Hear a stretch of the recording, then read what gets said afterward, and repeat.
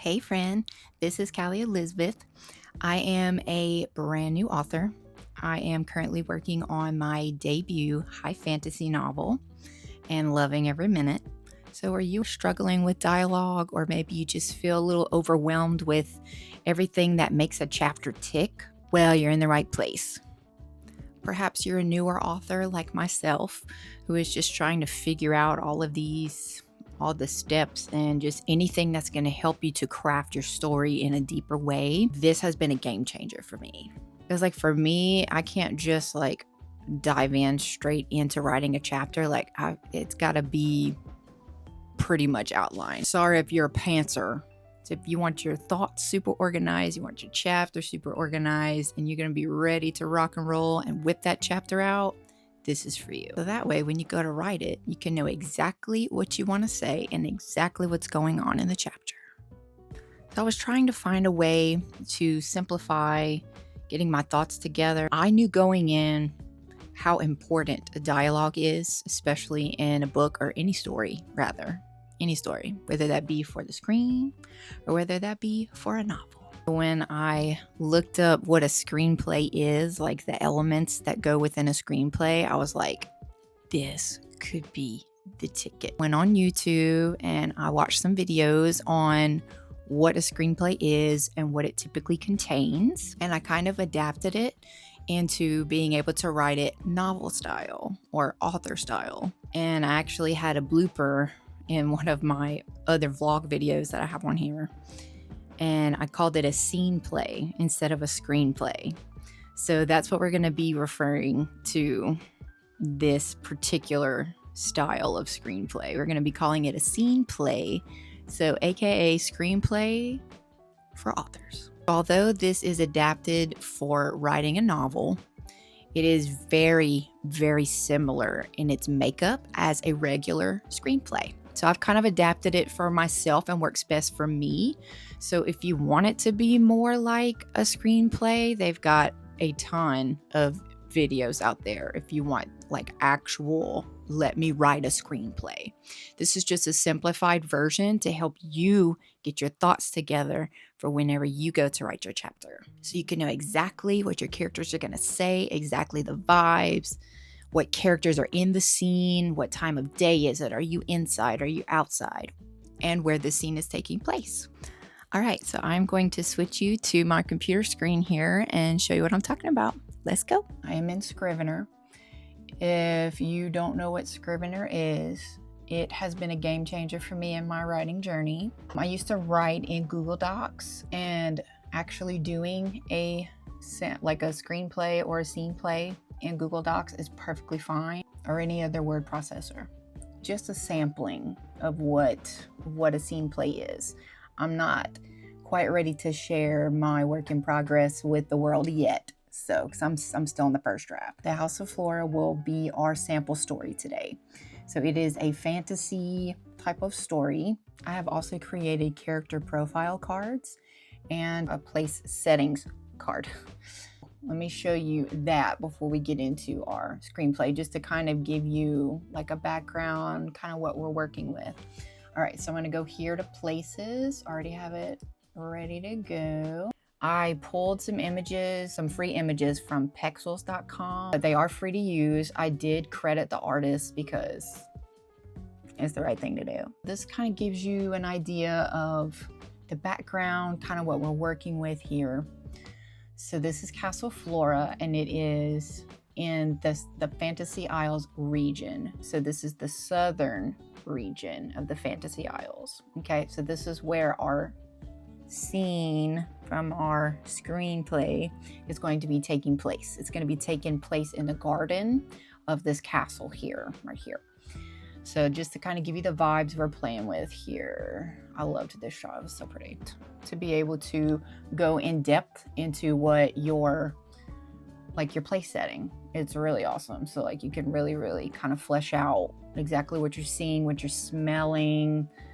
Does it have any unique features, which in this case it does. The season, since it's a fantasy novel, it's going to be eternally spring. So they don't have winter and they don't have fall or summer.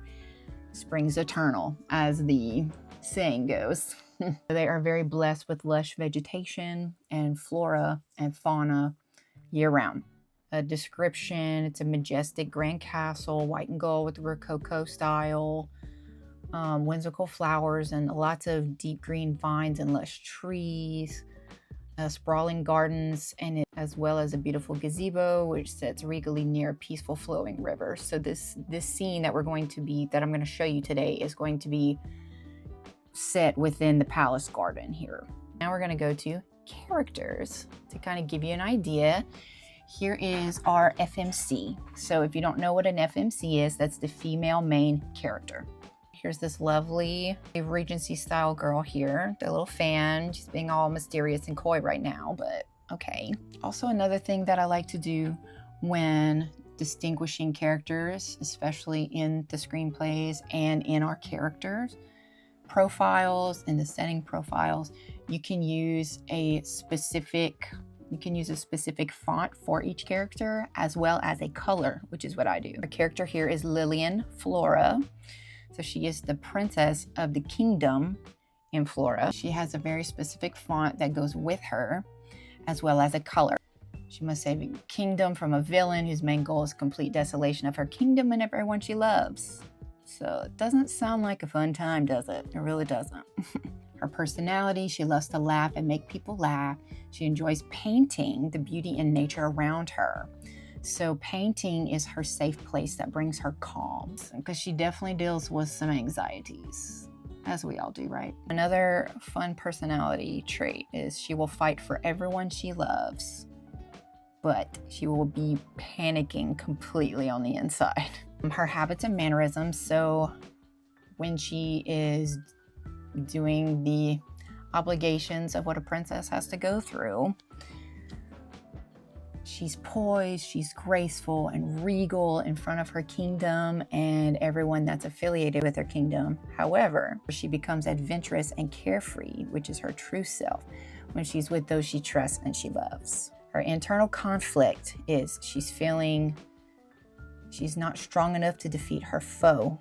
She wants to save everything and everyone, yet she's terrified of failing. So that's kind of holding her back. She's not sure how to go about it. And they're scared. They're scared for their kingdom. External conflict is a foe of deadly proportions is coming for them from all sides as she navigates coming into prestige and higher power and new responsibilities. So, and here is our MMC, which is our male main character. This is Duke Gregory Devonshire. He is from the Northern Fantasy Isles. So they have not met before. He has been sent by order of the king to form an alliance to better protect both of their kingdoms from the approaching evil. His personality is he's all about order because he is the lead military officer. He likes to keep to his duties and doesn't take much time for play. But he comes out of his shell when Lillian is around. He's pretty rigid as far as habits and mannerisms. He's pretty rigid in his stance being a military man. He tends to keep people at arm's length and doesn't allow people close to him. He just wants to be the best at everything he does, which causes him to be kind of competitive sometimes. His internal conflict is he's afraid of losing those close to him. He's seen a lot of loss in his young life and is trying to keep everyone safe. He's willing to do whatever it takes, including giving his life to protect his kingdom and those he loves. He isn't prepared for the coming onslaught that begins after falling for Lillian. And he is facing the same external conflict as our lead girl, Lillian. All right, now we're getting to the part that you came here for. It is our sampling for today. And here we are. So this is how I set up my particular version of a screenplay, or in our case, a scene play. So as you can see over here, this is what is included in a screenplay. So right here, you can see. So this is called your slug line or your heading line, basically, in actual screenplay terms. So this is going to tell you exactly what time of day it is, where the scene is taking place, and whether it's happening inside or whether it's happening outside. So in this case, this is set in the garden, so it's outside. So EXT means exterior. In there, it means like exterior shots. So in here, it means outdoors.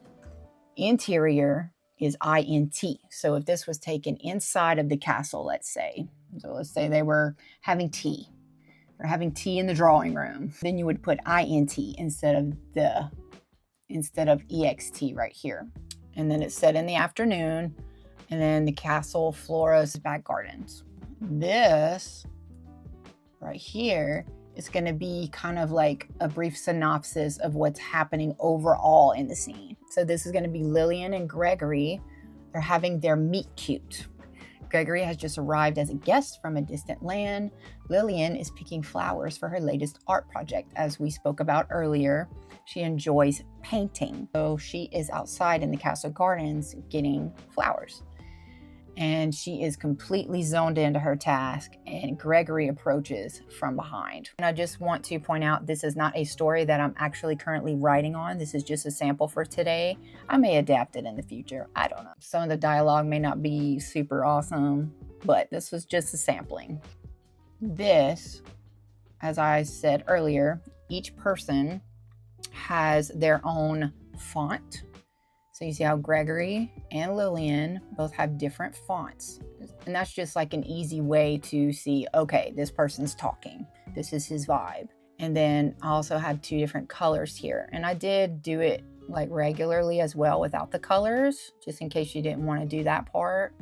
And you can leave it to where it doesn't have different fonts. Like that is completely up to you. That's personal preference. This is just what I do. All right, so you have the person's name that is speaking. That's going to actually be speaking the dialogue. So Gregory, in this instance, is creeping up behind Lillian, not trying to be creepy, but he's just coming up behind her to introduce himself. So this in parentheses will be how the line is spoken or what exactly they are doing in that moment. It can be either or both. You can get as detailed as you want. So this is right here is the spoken dialogue. So this is what Gregory is actually going to be speaking to Lillian. Okay, so now it's going to switch to her point of view. All right, so startled, she falls onto the ground, clasping her chest. Flowers fly from her basket. So here, see, it says she's startled, and this is what happens during that particular moment. You gave me a fright. Is it your commonplace to sneak up on young women from behind? And it continues on. Now, if you want to add a little author note, which I do this all of the time, kind of just like things that kind of happen in between, or like you can kind of see like a little piece of what you want to happen, but it's not necessarily spoken dialogue. See, like this right here is happening internally. Lillian finally gets a good look at his face and clothes and realizes he is nobility of some sort, even though he's not from there, and he's quite handsome. Okay, so it's a romance, obviously, and it's as simple as that. All right, so that is it for today. I hope this was helpful to you. And if you have any other questions regarding this or anything similar to it in the writing stance, or if you're interested in learning how I do other outlining type of things, please let me know down in the comments. And I wish you best of luck on your work in progress. Always remember, Jesus loves you. Bye.